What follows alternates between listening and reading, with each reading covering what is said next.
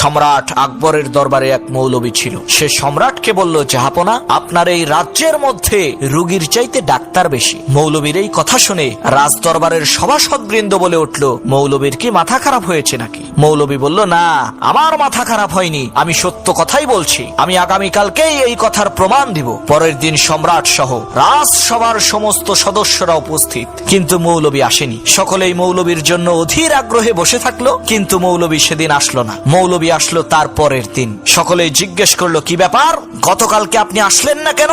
আপনার না প্রমাণ দেওয়ার কথা ছিল রোগীর চাইতে ডাক্তার বেশি? মৌলবী বলল, ভাই, প্রচন্ড দাঁতের ব্যথায় কাল আসতে পারিনি, আমাকে ক্ষমা করবেন। তখন সম্রাট সহ সভাসদবৃন্দের সকলেই বলতে লাগলো, ধুর মিয়া, এইটা কোনো রোগ হইল নাকি? নিমের পাতা দিয়ে একটু গরম পানি কইরা কুলি করলেই তো দাঁতের ব্যথা ভালো হইয়া যায়। তখন মৌলবী বলল, দেখেছেন সম্রাট, এই রাজ দরবারে আমি একাই রোগী আর আপনারা সবাই ডাক্তার।